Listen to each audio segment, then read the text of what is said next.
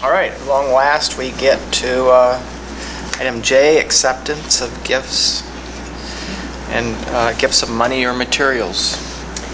Lots this month. So when you total everything up, we're accepting $6,535.92 worth of gifts and monetary donations. So I'd like to just run through the organizations and individuals.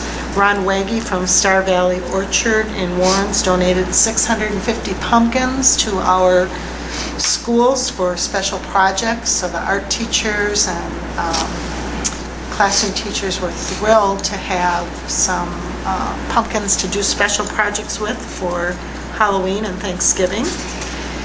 Kathy Fassbender, who is very involved with our leadership development program, had donated almost $600 worth of freebies that were given out throughout the time of the leadership program. And you can see that there were books, tote bags, coolers, notepads, and pens, that type of thing. The Wyville PTO, we thank them for purchasing some additional iPads for students. Miller Elementary School received a $1,000 donation from Walmart. From what I understand from Mrs. Ellsworth, that was just a surprise. It wasn't a grant that they had asked for. They just received a check in the mail, so they'll be able to use that as they deem necessary. We, of course, again need to thank our Sports Boosters Club. They picked up the cost of new stools that will be used at the new score table in the gym. You'll notice that during basketball and wrestling season.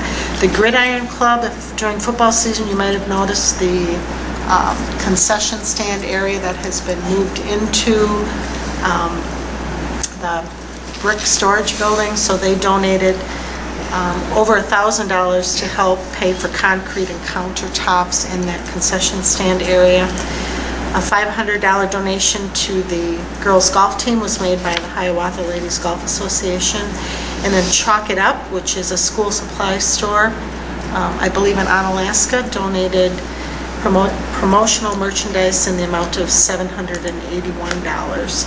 And I know the building principals were sorting through that and taking things back to their buildings. It was like Christmas early. They were very happy to receive those, so we appreciate all those donations. Motion to approve with great thanks. Second.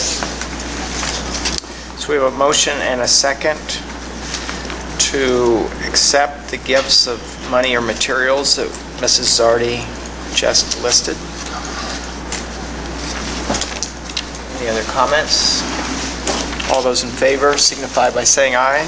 Aye. Opposed, nay. Motion carries, and yes, so that's approved. We do accept those with a lot of thanks. Next is upcoming events, and I'll let Mrs. Zardi highlight anything. Just a reminder that we have our flexible learning year. I put down year-round school meeting, but it's flexible learning year meeting, 6:30 tomorrow night here at Robert Cooper.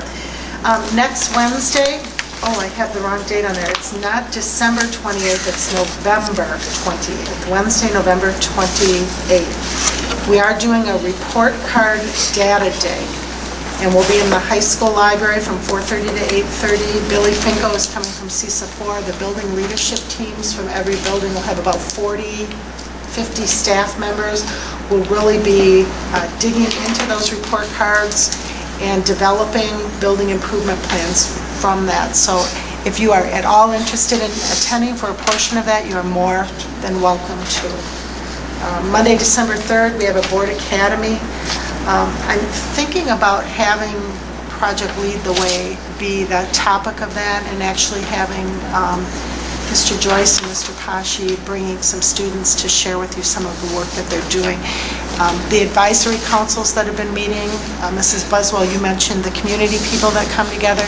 The students have shared with them, and they've just been intrigued to see the kind of work that the students are doing, and I thought it might be valuable for you to see that as well.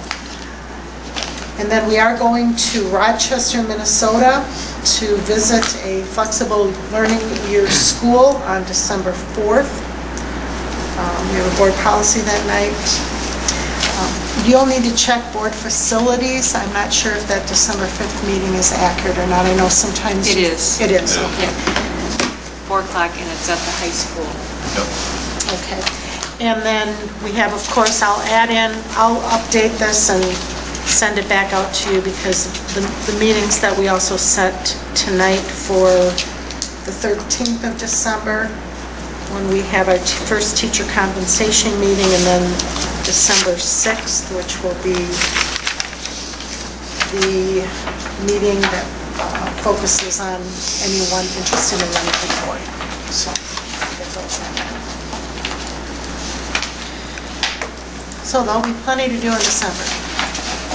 There is always plenty to do in every month, it seems. Mr. President, can I just say that I had been asked to speak at the Wyville Elementary School on Election Day about being an elected official, the process, and so I spoke to each of the classes. So they sent me a very nice thank you note, but I think it has everybody's signature.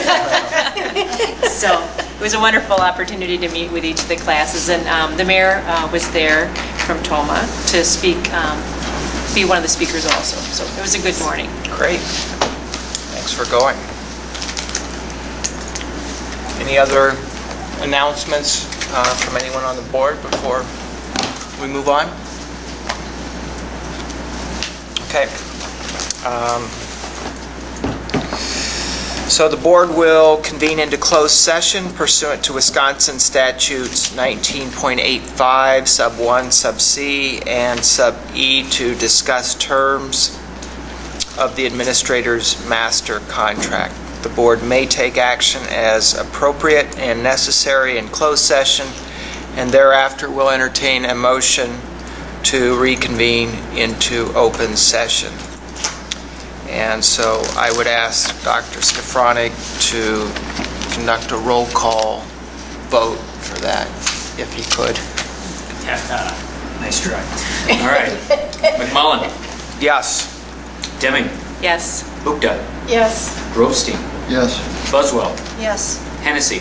Yes. Mosley. Yes. Caught me locked. Okay. We didn't really have a formal motion So moved. to do that. So moved. And Okay. a second. So now we have a motion and a second So, to go into closed session pursuant to that statutory authority. Judy. Deming Yeah. and Buswell. Okay. Sorry. It's a roll call vote. And I thank Mrs. Buswell for bringing that to my attention. Yeah. And I think the vote can stand if that's all right with everyone. So we are now in closed session.